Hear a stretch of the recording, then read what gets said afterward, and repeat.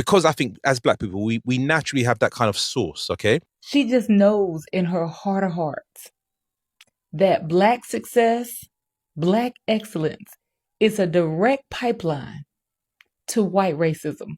Can we talk about the sheer level of black excellence at this World Cup? It started 2 weeks ago when Julian Quinones of Mexico scored the first goal of the World Cup. Quinones originally from Colombia. The first goals of the U.S. are from Balogun, who's from Brooklyn, lived a majority of his life in England, and his parents are Nigerian. One of the top scorers in Sweden is Eritrean. Nico Williams is one of the top strikers from Spain, but his brother plays in Ghana. All the goals scored by the Dutch team this World Cup has come from black players. The Dutch team actually has 14 players of African descent on their team. I've been to the Netherlands. I don't think I met 14 black people the entire time I was there. Heck, even the Japanese goalie, he's from New Jersey. And if we're talking about the most talented team in the World Cup, who used to be referred to back in 2018 as the last African team, why were they referred to as that? Because look at their team. All of their best players are black, of African descent. But besides the individual black excellence, let's talk about the teams. The Cape Verde goalkeeper had 27 shots on goal by Spain, and still they tied them. One of the biggest upsets of the entire tournament. Now this goalie's amassed 15 million followers on social media. Now Cape Verde, one of the smallest countries in the World Cup, just qualified for the round of 32. DR Congo had already won the World Cup for the most stylish team, and then they went on the pitch and tied Portugal. They may still qualify for the round of 32. Ghana tied England, and frankly probably won that game if it wasn't for that shady call. Haiti scored their first goal in 52 years. Even the small Caribbean nation of Curacao got its first goal and first point ever in the World Cup. 10 African nations made the World Cup, and potentially 7 of them may qualify for the round of 32. Why is the U.S. roster so good this year? Half of the team is black. The media is going to focus a ton on the popular players like Messi and Ronaldo and Pulisic.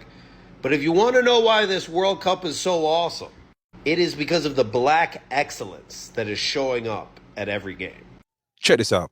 You know, as black people, whether you're a black man or woman, we don't actually have to do a lot at all to stand out for a negative reason in the corporate environment. And what I mean by that is, because I think as black people, we naturally have that kind of source, okay?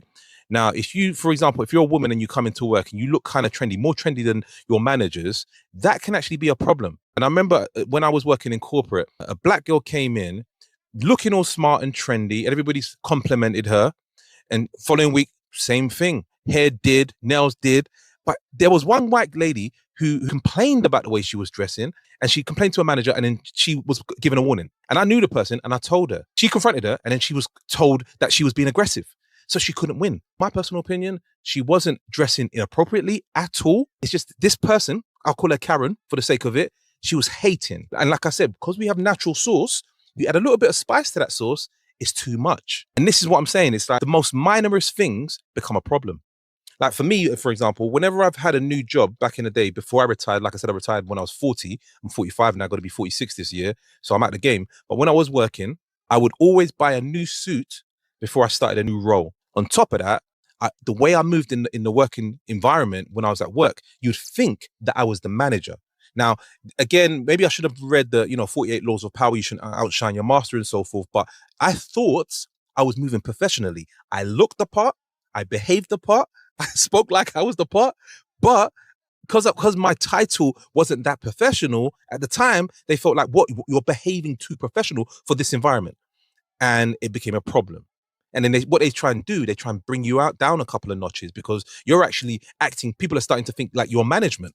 That was my cue to leave. So it's made me realize that, like I said, you don't have to do much as a black person to stand out for a negative reason. Another thing I used to do when I was working in corporate is that I used to come in on time, but I used to leave on time as well.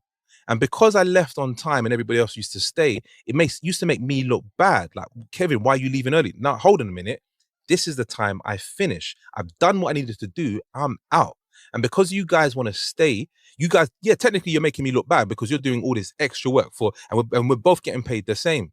And this is what happens. So obviously, I do stand out. It looks like I'm leaving early when I'm actually leaving on time. And these are the things that they may pull you up on and see this as a problem because you're black. But like I said, navigating the corporate world is like walking a tightrope. But if you know what you're doing in terms of how to move, and I don't encourage anybody to work the extra hours for free to stand out and do all this extra workload. No, no, no. Be yourself. And if you get moved out of the way for being absolutely yourself, then you need to use that energy to build your business. Think about it. Why do white people resent black excellence? Let's talk about it. Not all white people are racist, obviously, but there is a specific subset for whom black excellence seems like a personal affront to them, right? It really bothers them when black people succeed. The 13th Amendment emancipated enslaved black Americans in 1865, and then the Jim Crow laws kind of wrapped up with the passing of the Civil Rights Act in 1964. So if we do the math, that's about 61 years in which black Americans were able to strive for success in any sort of meaningful way without like the constraints of the law pulling them down. 61 years. If we compare that to white Americans who besieged a land already owned and occupied by indigenous Americans, we'll put that around 1620 when, the Mayflower came here, then that gives them about 425 years to establish success in this country. 425 versus 61. If we compare those two fundamentally very different time spans, like, how much did white Americans actually do in all that time? If we are to compare even the poorest and most underprivileged of white America to black America generally, it is clear that white Americans are born way past the start line, right? By that I mean, by like nature of being white in American society, you do benefit from all sorts of privileges. And like, to be frank, you're not exhausted by the horrible experience of facing racism on a daily basis, right? You do have a ton of privileges. So I imagine existing in this bubble of privilege that you like totally deny. The existence of black people for whom success is like second nature, when it comes so easily and so readily, even though you've only had 61 years to achieve it, I imagine that's exhausting and frustrating. I imagine it makes people feel super, super inferior and hurts certain people's tiny, tiny little egos. And what do they blame that deep, deep psychic pain on? Well, of course, DEI and critical race theory and affirmative action. So I guess the question is, what might help those white Americans who just so strongly detest black excellence? Like, what will help you? And for that, I would suggest like a lot of therapy, like a ton of therapy. And I would also just suggest that we open the schools, right? We teach people history. Yeah, maybe? Okay, bye. Yeah, I was on TikTok the other day, y'all, and I can't even remember the post. But baby, I went to those comments. Y'all gotta go to the comments. Sometimes it don't all the way be that post. It be the comments. So fast forward, I go down in the comments, and this person said, she just knows in her heart of hearts that black success, black excellence is a direct pipeline to white racism.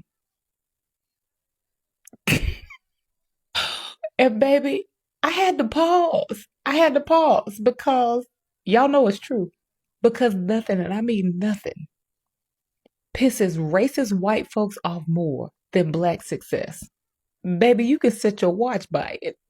The moment a black person shines, here they come. And baby, they be big mad. Look around. Shador Sanders, drag. Jasmine Crockett, attack. Stacey Abrams, undermine. Barack and Michelle Obama, baby, they been long gone and they still catching hate over being overqualified. Meanwhile, Donnie and them ran up in the White House with resumes of a used car salesman. Baby, nepotism at its best. Underqualified ain't even the word. But when it's us, baby, they gonna twist that story, twist that narrative, and tie themselves in knots trying to convince the world that we don't belong. And why though? Because deep down inside, they know, baby, they could never. We've done more with less. We thrive in a system that is built for our demise. And baby, they could never. That's why their brain short circuits with rage. That's why their comments overflow with vitriol. And honestly, y'all, I love that for us. I do. Because every time that rage gets out of hand, is proof that our excellence is undeniable. So happy Black History 365, y'all. Keep shining, keep winning, because our success will always expose their mediocrity. See y'all next time.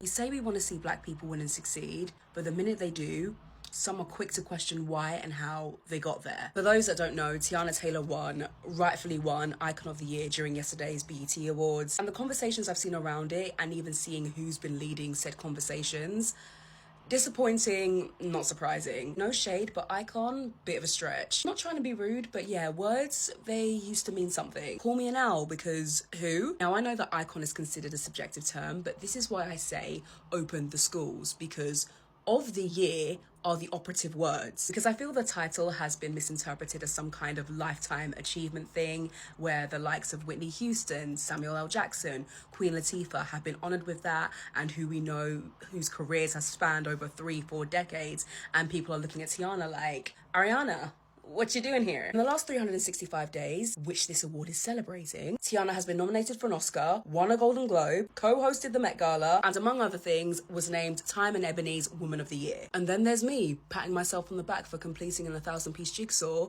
that I've been working on for 8 months. Now, like I said before, I know the term icon means different things to different people, but in terms of what's going on here, I believe it to be about influence, how they've shaped the culture, what mark they've left on the industry, and Teyana has captured all of that and more. She has had and continue to has her hand in everything: music, fashion, styling, dancing, producing.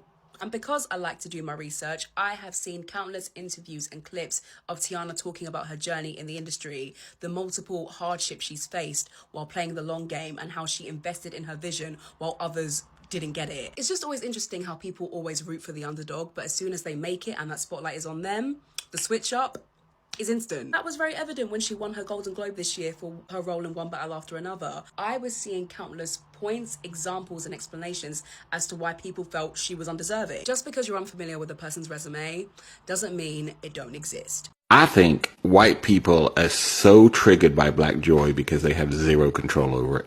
And white people are all about control. And anything they don't get to control and manage and dictate freaks them the hell out. Now, let's talk about this. After hearing these people sharing their views, sharing their, their perspective about how they feel being Black, like how they feel about Black people, I think there's one thing that really stands out to me. I see these people, they're all trying to make 4 major points about Black excellence and how they believe it is perceived. Now, first of all, they argue that Black excellence, keeps showing up in every field. I mean, they talked about, sports, entertainment, business, and everyday workplaces. You'll find, Black people dominating, Black people, being colorful, Black people showing showing presence that, yeah, they can represent the world in that field as Black people. Their message is that Black people continue making major contributions and succeeding on some of the world's biggest stages, despite facing, different challenges as Black people. So, yeah, I think that's so beautiful. Somebody who has been oppressed, discriminated, all sorts of, issues, but now rising to the top. That's something, It's extraordinary. Now, the second point is so interesting. They argue that the success often attracts, criticism from outside people, from outside the Black community. Now, according to these speakers, when the Black people become successful, some people immediately question whether they deserved it or try to find reasons to discredit their achievements. I mean, that's so unfortunate. There are people who may just hate you for doing something well, right? Because they expect you to fail.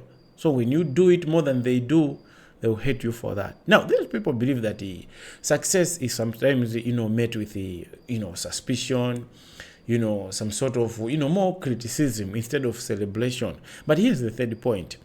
it now focuses on the workplace. Like I said, in the video, there's one speaker who shared the personal experiences about feeling that black professionals are judged more harshly, okay, over things like appearance, confidence, or simply following company rules. This guy gave an example that almost every new job, okay, he'll buy new suits, so that's it. For other people, they find that to be so challenging. They find it to be something so uncomfortable. But I mean, how can you be so comfortable? Somebody is buying, suits, is using their money to clothe their body. I mean, it doesn't really make sense. So the argument is that the ordinary behavior can sometimes be interpreted differently depending on who exactly is doing it. If the same can be done by somebody of their community, it will be okay. But if it's done from somebody from black community, it's now a challenge. Why is that the case?